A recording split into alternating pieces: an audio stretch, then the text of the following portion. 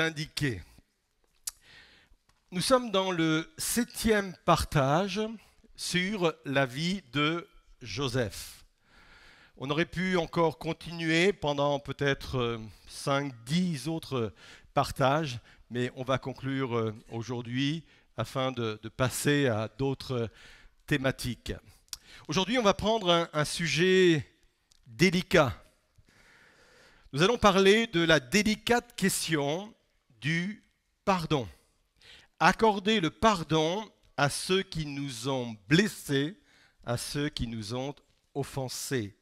Alors je sais que pour certaines personnes, ça peut être aujourd'hui un message difficile à entendre.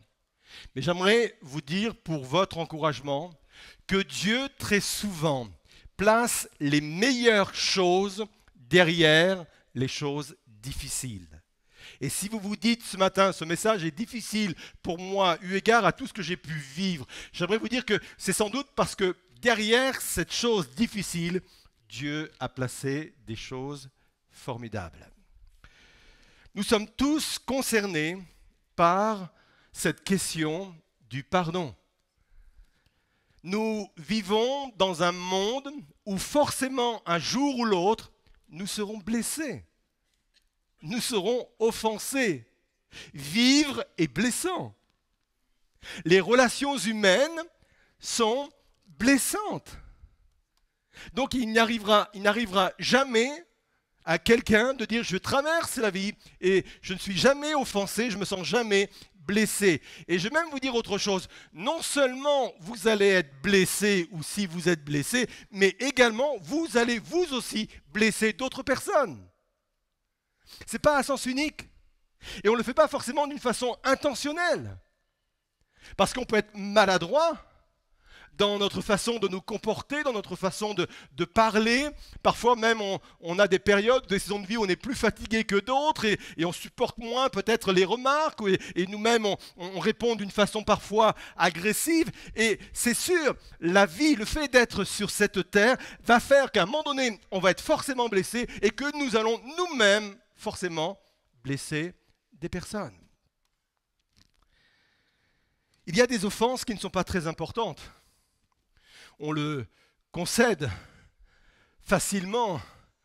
Il y a des choses, voilà, pour un rien, on se sent touché, pour un rien, on se sent blessé. On est d'accord sur ce sujet-là. Mais il existe aussi des offenses qui sont beaucoup plus graves, qui datent pour certaines de l'enfance, de l'adolescence, où on a pu être abandonné, abusé, violenté, et ça touche également notre situation d'adulte. Il y a des choses graves qui ont pu arriver dans notre vie d'adulte, même dans notre vie de couple.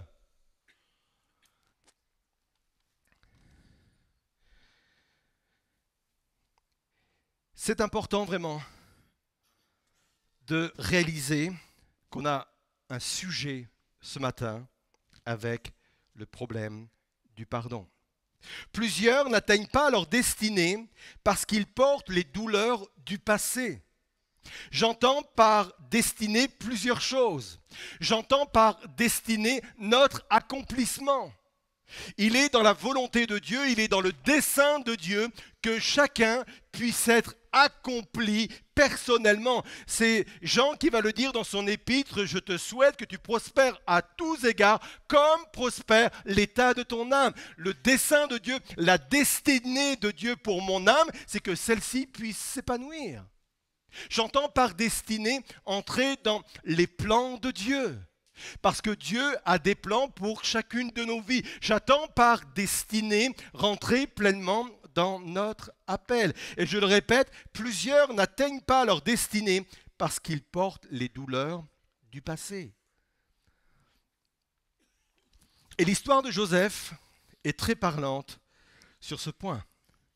Elle nous apprend que si nous voulons continuer à avancer, nous ne devons pas porter les blessures de la vie, mais nous devons les transformer en sacrifice, ou plutôt en cicatrice, par la puissance du pardon. Et je reviendrai sur cette expression après.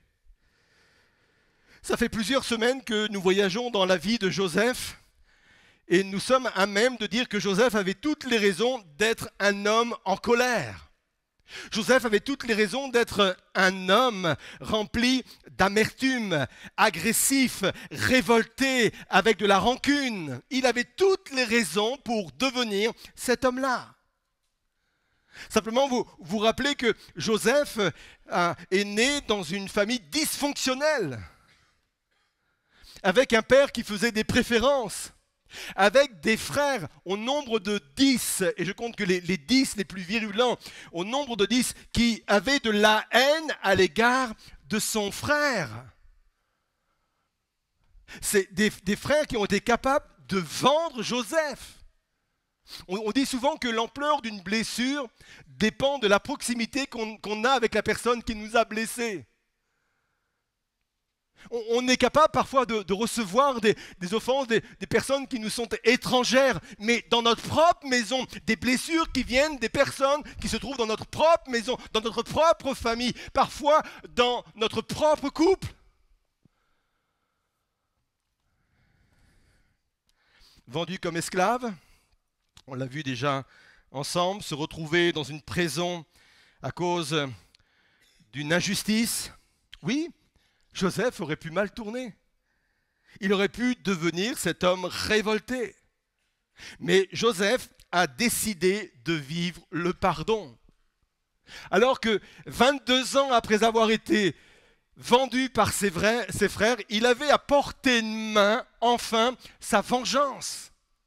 Vous vous souvenez quand on a laissé Joseph la dernière fois, il y a 15 jours, il a réussi à interpréter le rêve de Pharaon et Pharaon l'a placé à une position importante puisque Joseph, dans l'explication du songe de Pharaon, disait à Pharaon qu'il y avait un temps de famine qui allait venir et qu'il fallait bien gérer ce temps de famine. Et Pharaon avait décidé de choisir Joseph pour gérer cette famine et il l'avait mis en position de vice-roi, vice-pharaon.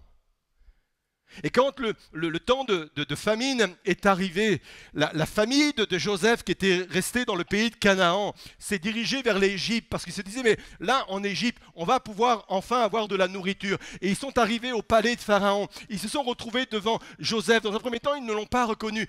Et là, Joseph a devant lui ses 10 frères. Et 22 ans après, il aurait pu dire, à moi la vengeance. J'attends ce jour depuis toujours. J'attends le moment, enfin, de faire sortir cette amertume. Ils m'ont blessé, œil pour œil, dent pour dent. Et au lieu de cela, Genèse 45, versets 14 et 15, c'est un passage qui synthétise toute une phase de pardon parce que ça a pris 3 chapitres, vous pourrez les lire ces chapitres, mais voilà ce qui se passe. Puis il se jeta au cou de Benjamin, son frère, et tous deux pleurèrent sur les épaules l'un de l'autre.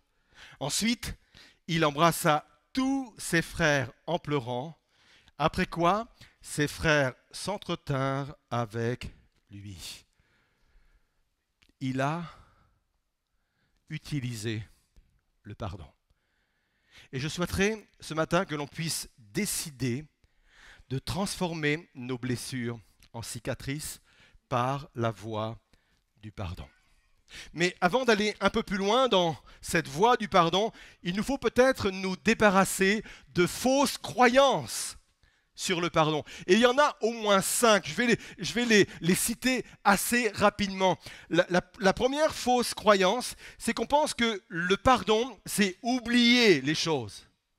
Des fois, on dit, allez, oublie ça. J'aimerais vous dire que le pardon n'est pas l'oubli. Un théologien, Lewis Smedes, qui était un théologien américain dans les années 1900 et quelques, a dit ceci: « Pardonner n'efface pas le passé amer, un souvenir guéri n'est pas un souvenir supprimé. » Très, très important. Hein? Au lieu de cela, pardonner ce que nous ne pouvons pas oublier, crée une nouvelle façon de se souvenir. Nous transformons la mémoire de notre passé en un espoir pour notre avenir. Ce que n'est pas le pardon n'est pas l'oubli. Deuxièmement, le pardon n'est pas nier ou minimiser l'offense, la blessure. On ne peut pas dire en pardonnant, on ne peut pas dire c'est pas grave ce qui s'est passé.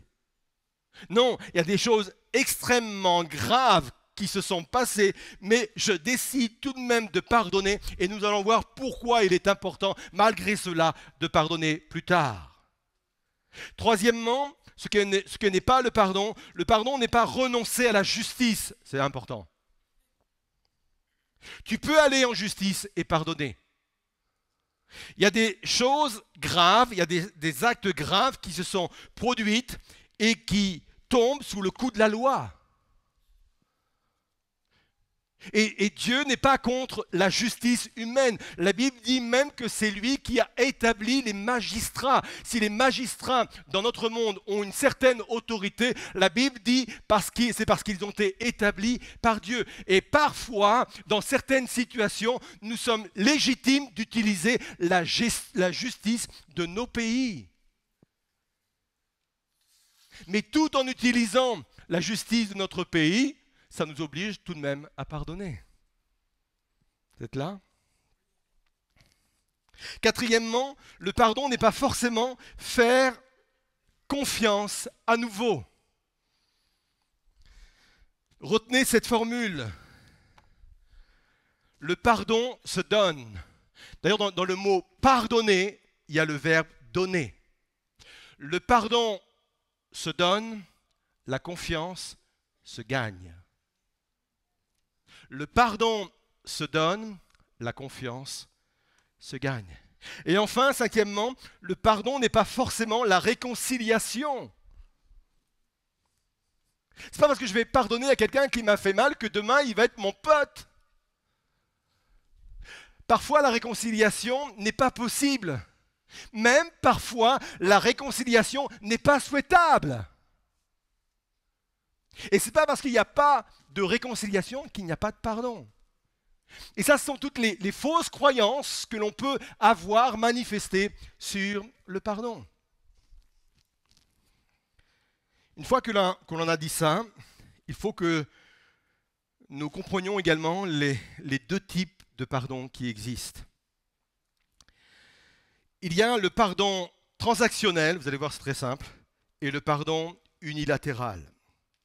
Le pardon transactionnel, c'est quand il y a un désir de réconciliation des deux côtés. C'est quand l'offenseur fait une démarche de demande de pardon afin de restaurer une relation brisée.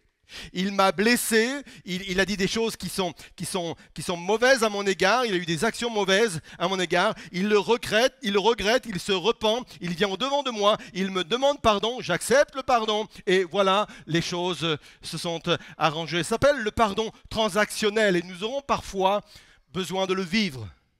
Mais il y a un autre pardon qui s'appelle donc le pardon unilatéral. Ça veut dire que vous êtes seul dans cette démarche. Personne ne vous a demandé pardon. Personne n'a fait une démarche pour venir vers vous d'une façon repentante en disant je m'excuse. Mais malgré cela, malgré que personne n'est venu vous voir, vous décidez de pardonner. Le pardon unilatéral peut être accordé pour plusieurs raisons. Un, parce que l'offense est si petite qu'elle ne mérite pas qu'on en parle. Je n'ai pas à dire à chaque fois que j'ai été blessé quelque part en disant tu sais que tu m'as blessé, hein, tu me dois le pardon, et si tu me demandes pardon, eh bien moi je vais te pardonner. Mais dans ce cas-là, on passerait notre vie à discuter de ce type de sujet, on est d'accord? Chaque jour, il y a des occasions d'être offensé, chaque jour. Parce que notre collègue ne nous a pas dit bonjour. Parce que notre collègue ne nous a pas servi le café le matin alors qu'elle le faisait chaque matin. Ou à la maison, on rentre et puis peut-être que là, ça s'est mal passé, on a eu un mot peut-être plus que l'autre. Il n'y a pas forcément besoin à chaque fois qu'il y ait deux parties pour demander pardon parce que effectivement, l'offense est si légère et si petite qu'on passerait notre vie à pardonner. Et c'est dans ce contexte-là qu'à un moment donné, Pierre s'est approché de Jésus et lui a dit Jésus, combien de fois je dois pardonner à mon frère dans une journée? Et connaissant Pierre, je pense qu'il devait parler d'un sujet qu'il connaissait. Peut-être qu'il avait déjà pardonné à Jean déjà 2 fois, 3 fois dans la même journée. Et lui, il se dit, oh, jusqu'où je peux aller? Et il va dire, est-ce que si je pardonne 7 fois à la même personne dans une journée, est-ce que tu crois que c'est suffisant? Et Jésus va dire, mais non, pas 7 fois. 7 fois, 70 fois, 490 fois dans une journée. Hein. Il faudrait passer sa journée... pardon. Il faudrait ça à 490 fois. Vous imaginez? Mais au-delà de ce chiffre, ce que Dieu dit, mais il faut rester dans l'énergie, dans la dynamique du pardon. Et là, le besoin, c'est le pardon unilatéral. Parfois, il faut utiliser le pardon unilatéral parce qu'on n'a plus de traces de la personne qui nous a blessés. Parfois même, la personne est même décédée. Et je connais des personnes qui sont enfermées dans leur non-pardon, dans leurs blessures, dans leur amertume, quelque chose qu'ils ont vécu peut-être dans leur enfance ou leur adolescence. Et aujourd'hui, ils sont fermés et ils auraient aimé que la personne qui les a blessés vienne demander pardon, mais c'est impossible.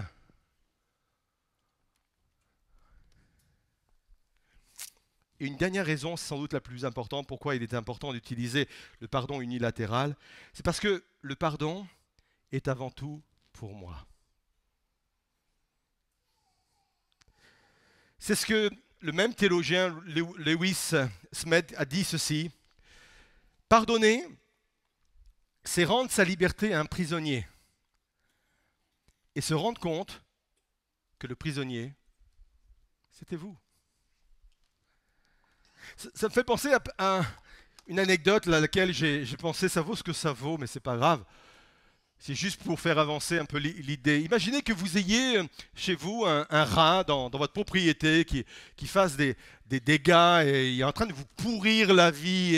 Et il y a un remède. Et le remède, c'est la mort au rat. Je sais qu'aujourd'hui, il ne faut même plus faire de mal aux petites bêtes comme cela, mais j'assume parfaitement la mort au rat. Et que vous puissiez, vous, manger de la mort au rat en espérant que le rat meure. Le non-pardon, c'est ça. Vous retenez le pardon à l'égard de quelqu'un et vous voulez que ce soit l'autre personne qui paye. Vous voulez que ce soit l'autre personne qui meurt. C'est vous qui mangez le poison, c'est vous qui avalez le poison et vous espérez que ça puisse atteindre l'autre. Mais c'est vous qui êtes en train de mourir. Pourquoi le pardon unilatéral est important?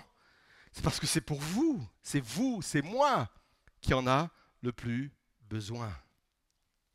Et il est important de comprendre dans cette histoire de Joseph que le pardon que Joseph a accordé est bel et bien un pardon unilatéral. J'insiste là-dessus. Certes, on a lu un instant cet épisode où il s'est retrouvé devant ses frères, où ils se sont demandé mutuellement pardon et ça a été la réconciliation. Mais j'aimerais vous dire que ce que nous avons lu dans ce passage, ce n'est uniquement que la concrétisation de ce que Joseph a vécu à plusieurs reprises tout au long de ces 22 années. Régulièrement, au cours de ces années, régulièrement, il a fallu que Joseph cède, il a fallu qu'il pardonne. Sinon, il ne serait jamais arrivé à ce poste de vice-roi. Et le fait qu'il soit à ce poste de vice-roi prouve qu'il a expérimenté, qu'il a vécu, qu'il a exercé le pardon unilatéral.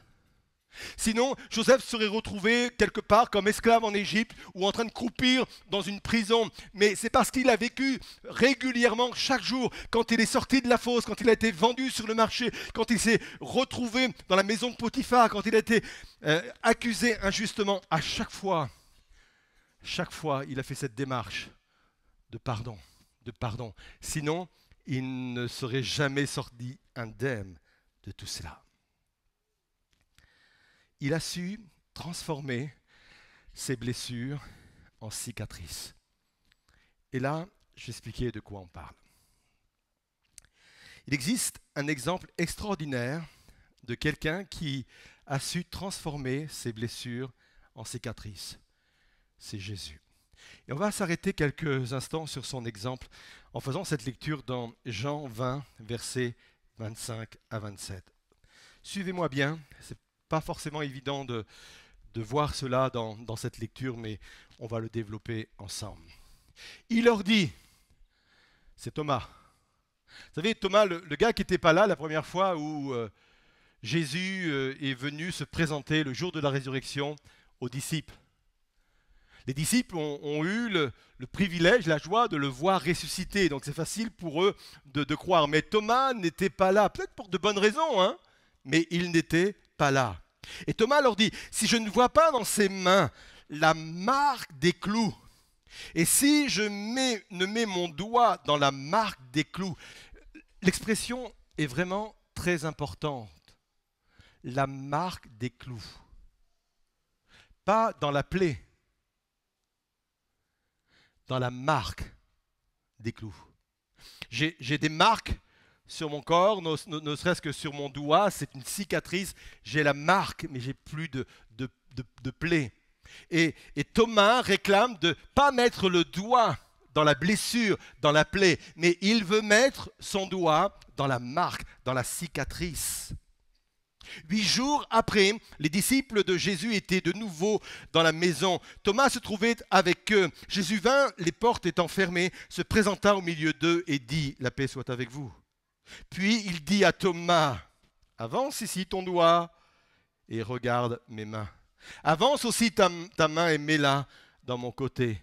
Et ne sois pas incrédule, mais crois. » Ah, il y a une application spirituelle importante dans ce qu'on vient de lire. Vous avez remarqué, on l'a souligné, Thomas voulait mettre ses doigts dans la marque, dans les cicatrices de Jésus. Jésus, pour répondre à son attente, a attendu 8 jours. 8 jours après. Il aurait pu, devant cette proposition, de dire « Attends Thomas, tu veux que je vienne ? Attends, j'arrive tout de suite moi. » Et Jésus aurait pu venir sur le champ, ou il aurait pu attendre même le lendemain. Mais il a attendu 8 jours. Tout simplement parce que quand il s'est présenté la première fois aux disciples, ce n'était pas des marques, ce n'était pas des cicatrices qu'il avait, c'était des plaies. Ça faisait 3 jours qu'on l'avait crucifié. 3 jours passés dans les tombeaux. La résurrection venait d'avoir lieu. Ce n'était pas des marques, mais c'était des plaies. Et il a fallu 8 jours pour que ces plaies se referment, qu'elles deviennent des marques et qu'enfin, il puisse présenter ces marques à Thomas. Plusieurs choses. Il y a un processus forcément de guérison quand on est blessé. Et même à partir du moment où on pardonne. Et Jésus n'a pas attendu 8 jours pour pardonner. Il avait déjà pardonné à la croix. Pardonne-leur car ils ne savent ce qu'ils font. C'était un pardon unilatéral. Personne ne lui a demandé pardon en bas de la croix. Au contraire, on l'insultait, on se moquait de lui. On le tournait en dérision. Personne. Mais lui, d'une façon unilatérale, il a demandé, il a pardonné. Pardonne-leur, Seigneur. Mais il a fallu le processus de guérison. Et ce n'est qu'une fois que le processus de guérison a pu opérer qu'il s'est présenté à Thomas.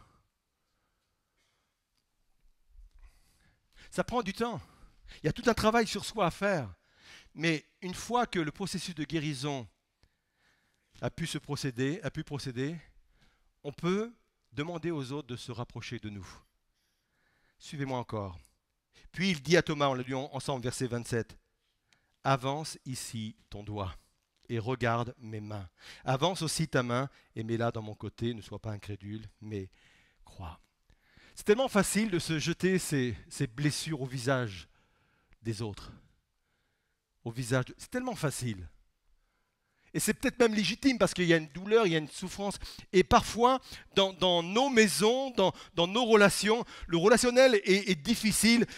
Non pas parce qu'on n'a pas forcément la volonté de le faire, mais c'est parce qu'on a des plaies partout et on s'éloigne des autres parce qu'on ne veut pas être blessé. Des fois, ce sont des mots qui nous blessent, ce sont des attitudes qui nous blessent parce qu'on est encore avec des plaies. Et tant qu'on a des plaies, la relation aux autres, la relation même à ce monde, à cette terre est compliquée parce qu'un rien nous blesse, un rien nous touche. Des fois, on se dit, mais pourquoi j'ai réagi à cette remarque? Parce que ça vient réveiller, ça vient toucher des plaies au-dedans de nous. Parfois on dit, mais pourquoi je l'ai mal pris cette attitude? Il n'y avait pas forcément de raison. Parce qu'on est touché, encore une fois, dans des blessures du passé. Jésus, lui, est venu devant Thomas en disant, moi aujourd'hui c'est des marques que j'ai à te présenter. Pas des blessures, pas des plaies, ce sont des marques. Parce que ces marques-là ont été guéries par la voie du pardon. Pardonne-leur, Père. Je le disais en introduction, c'est vraiment un sujet complexe et difficile que le sujet, la question du pardon ou du non-pardon. Et vous allez peut-être dire, mais c'est facile pour vous, pasteur, de parler de ce sujet. Moi, je ne connais pas votre vie. Peut-être que votre vie a été plus facile que la mienne, mais si vous connaissiez la mienne, c'est possible. Mais encore une fois, j'aimerais vous dire que le pardon, ce n'est pas pour les autres, ce n'est pas pour celui qui vous a offensé. Le pardon, c'est d'abord pour vous. C'est une libération pour vous. Et de la même façon que Jésus a connu la cicatrisation de ses plaies, de ses blessures, par Jésus ce matin, je peux connaître la guérison de mes blessures et de mes plaies. Transformer mes blessures en cicatrices. Les cicatrices me permettent de ne pas oublier, mais les cicatrices me permettent de ne plus souffrir aussi. Et c'est ça qui est l'essentiel. Peut-être que quelqu'un, ce matin, se dit, mais pourquoi je n'avance pas dans ma vie spirituelle? Pourquoi je n'avance pas dans ma vie de couple, dans ma vie familiale, même dans ma vie professionnelle? Pourquoi je n'avance pas? Est-ce que vous traînez derrière vous des blessures qui n'ont pas été guéries par manque de pardon? Je voudrais vous inviter à vous lever à votre place et je voudrais qu'on ait un temps ensemble d'introspection par rapport à ce que nous venons de parler ensemble. Merci de vous lever à votre place. Restez encore quelques instants avec moi et on va continuer à échanger ensemble. Dieu ne nie pas nos blessures. Il ne les minimise pas. Il a été lui-même appelé l'homme de douleur, habitué à la souffrance. S'il y a quelqu'un qui est capable de prendre pleinement la mesure d'une blessure, d'une souffrance, d'une douleur, c'est lui. Il a incarné la douleur. Il a incarné la souffrance. C'est pour cette raison qu'il s'est fait homme. Il aurait pu intervenir sur terre en restant uniquement Dieu. Mais il a décidé de se faire homme. Il a embrassé la souffrance humaine. Donc qui mieux que lui est capable de connaître les douleurs de mon âme, les souffrances de mon âme. C'est pour cela qu'il est à même, par la voie du pardon que lui-même a utilisée, il est capable ce matin de venir transformer mes blessures en cicatrices. Joseph est un parfait exemple. Jésus est un parfait exemple. Je ne peux pas avancer, je ne peux pas entrer dans ma destinée, je ne peux pas entrer dans mon appel si je traîne derrière moi mes blessures. Peut-être que je suis encore à un stade où régulièrement dans ma maison, je jette mes blessures aux autres. Et très souvent, une blessure qui n'est pas guérie est une blessure que je rejette sur les autres. Et très souvent, les personnes que j'aime le plus. Parce que toute réaction vient créer en moi des émotions, des réactions que je n'arrive pas à contrôler. Je crois à la puissance de l'évangile, je crois à la puissance du pardon, je crois à la puissance de la restauration. C'est pour cela que dans de tels moments, il y a des expériences spirituelles à vivre au niveau de nos âmes. Et je voudrais ce matin peut-être encourager quelques personnes à vivre la réalité du pardon unilatéral. Jusqu'à présent, tu attendais que les personnes elles-mêmes viennent te demander pardon. Pour certaines situations, c'est impossible parce que tu ne les connais pas ou peut-être ils n'existent plus. Le pardon n'est pas pour l'offenseur. Le pardon, il est pour l'offensé.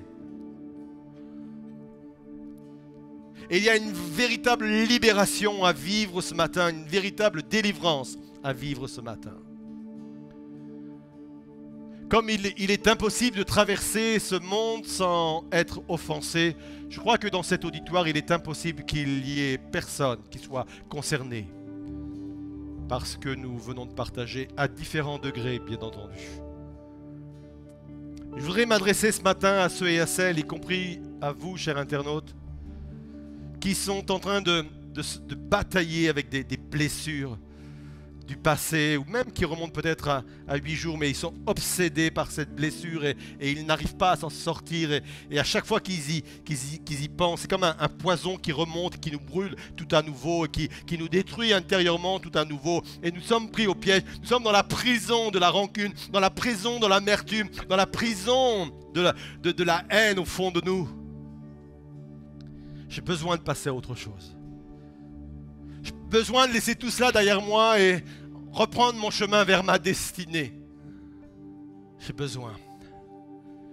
Et pendant que le groupe de louanges va interpréter ce chant qui appelle au pardon, qui appelle à la restauration, si quelqu'un ce matin dit, moi je veux venir, peut-être que vous allez venir ce matin avec vos blessures, mais avec vos plaies, mais je crois que par le sang de Christ, par la puissance de Jésus, par la puissance de la croix, il est capable de transformer vos blessures en cicatrices, en marques.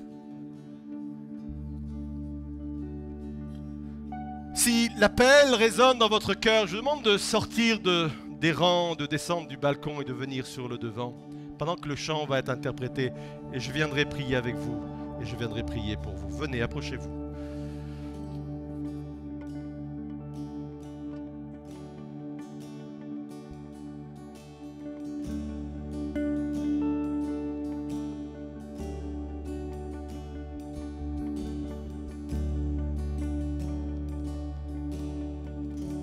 Affligés par nos défaillances, nos blessures et nos chaînes, tu as choisi l'obéissance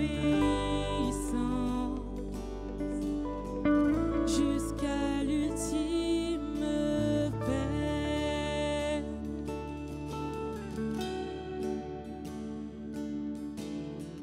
Tu as connu toute souffrance, vécu toute injustice, fondement de mon espérance, merveilleux sacrifice.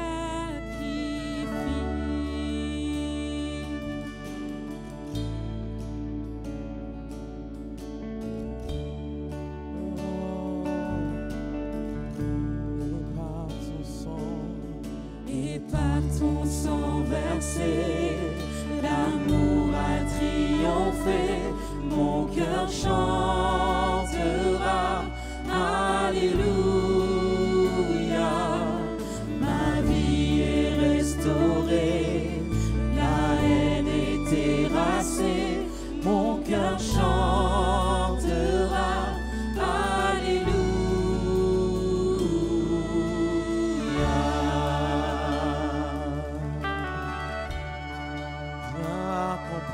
Seigneur, viens accomplir ta volonté sur terre comme aux cieux. sur terre comme aux cieux. Apprends-moi, Seigneur, à pardonner. Apprends-moi à tout pardonner, Suivant ton cœur, suivant ton cœur, oh Dieu.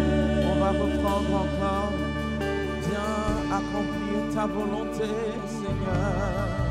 Viens accomplir ta volonté Sur sur terre, terre comme aux cieux. apprends-nous à pardonner. Apprends-moi à tout pardonner, Suivant suivant ton cœur, oh Dieu.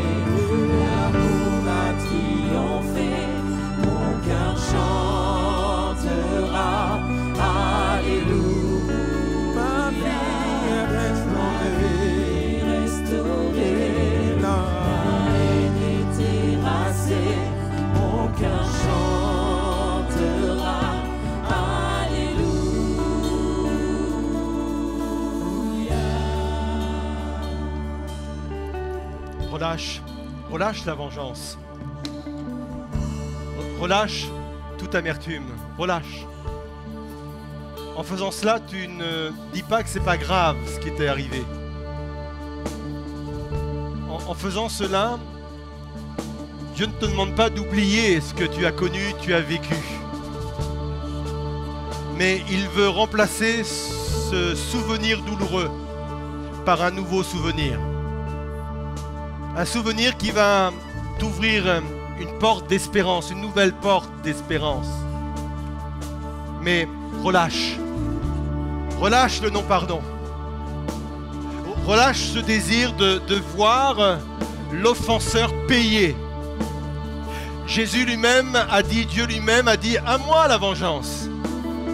Dans l'histoire de Joseph, il y en a un qui a payé très cher sa participation à la vente de Joseph. C'est Judas.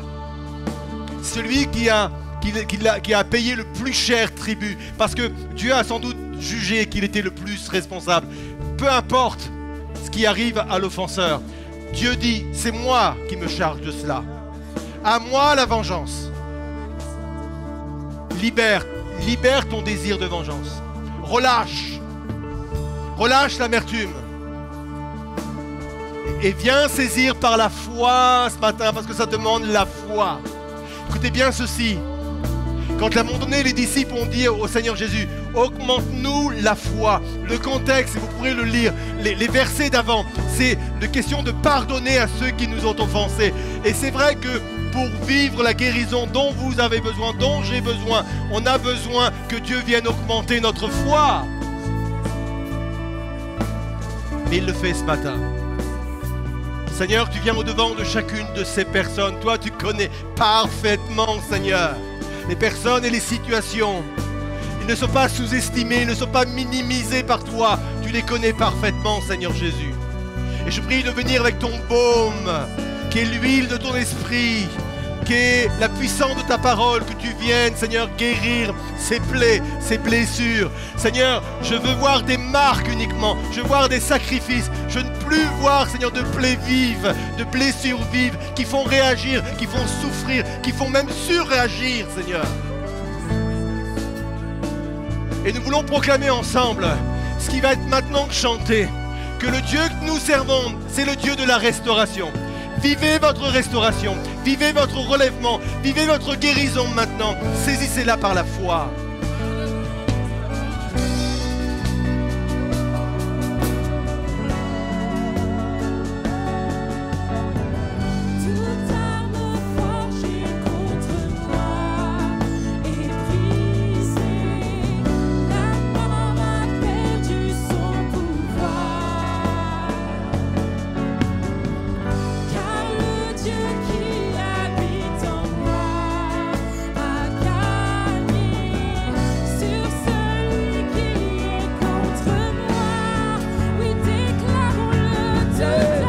Toute arme forgée contre moi est brisée. La mort a perdu son pouvoir. Car le Dieu qui habite en moi a gagné sur celui qui est contre moi. Toute arme forgée contre moi est brisée. La mort a perdu son pouvoir. Car le Dieu qui habite en moi a gagné sur celui qui est contre moi. Et par son sang versé, l'amour a triomphé. Mon cœur chantera Alléluia. Ma vie est restaurée, la haine est terrassée. Mon cœur chantera Alléluia.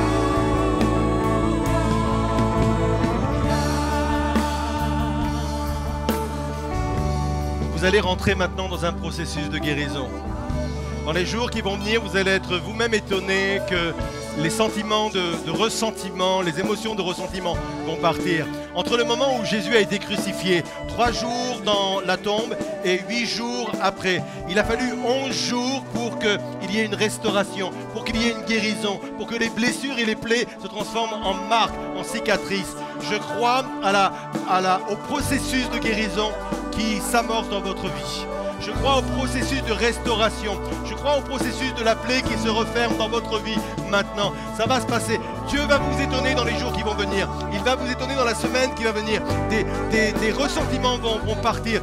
Et vous allez même vous surprendre à prier pour vos offenseurs, pour ceux qui vous ont peut-être détruit, qui vous ont blessé, parce que vous vivez la restauration. Et on veut proclamer de nouveau que toute arme forgée contre nous est sans puissance. La haine est vaincue. La haine est vaincue. C'est l'amour qui triomphe. On le proclame. Oh.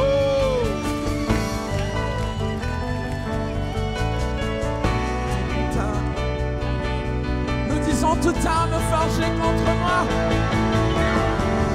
Toute arme forgée contre moi est brisée.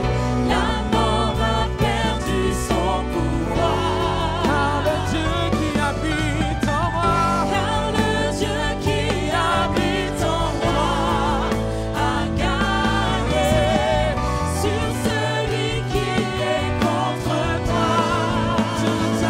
toute arme, Toute arme forgée contre moi est brisée. La mort a perdu son pouvoir. Car le Dieu qui habite en moi a gagné sur celui qui est contre moi. et par son sang versé, l'amour a triomphé. Mon cœur chantera, Alléluia. Tu es restauré, Ma vie est restaurée, la haine est terrassée. Mon cœur chantera, Alléluia. et par ton sang, Et par ton sang versé, l'amour a triomphé. Mon cœur chantera, Alléluia.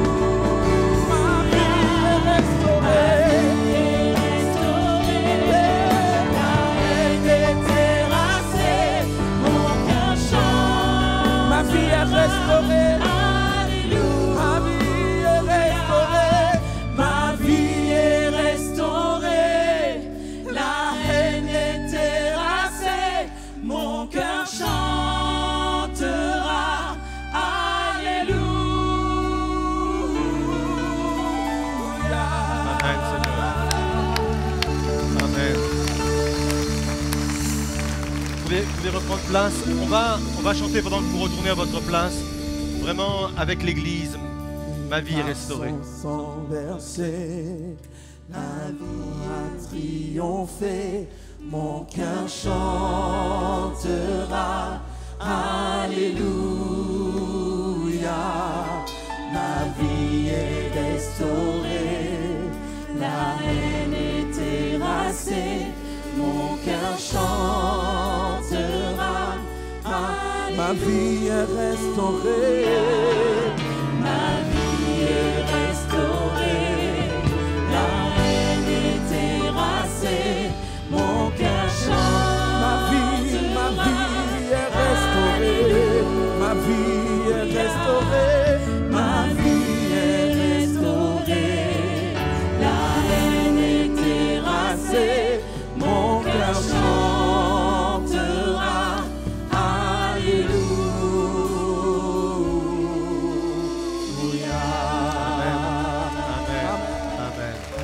Amen.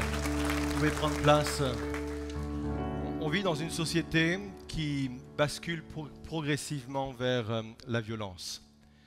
On pense que la seule arme efficace aujourd'hui, c'est la violence. Et je pense que plus ça va aller, plus nous risquons de glisser gentiment vers la violence. Et c'est dans ce contexte que Jésus a dit, comment on va reconnaître les chrétiens? Quel est le signal qui va faire qu'on puisse reconnaître qu'on est chrétien? Pas le fait qu'on soit réunis dans une église, pas le fait de porter une croix autour du cou, mais à l'amour que nous allons pouvoir manifester. Et ne voyez pas ce message comme un message bisounours, mais comme un message extrêmement puissant. La preuve, c'est que par l'amour de Dieu, le péché a été vaincu. Par l'amour de Dieu, la mort a été vaincue. Par l'amour de Dieu, le diable a été vaincu. C'est une puissance extraordinaire. Et cet amour-là, je veux la manifester dans ma vie. Dans ma vie, répondre à l'injure par le pardon. Amen. Même si parfois, vous l'avez compris, je ne vais pas refaire le message, je dois aussi faire valoir mes droits. Ce n'est pas incompatible également. Très bientôt.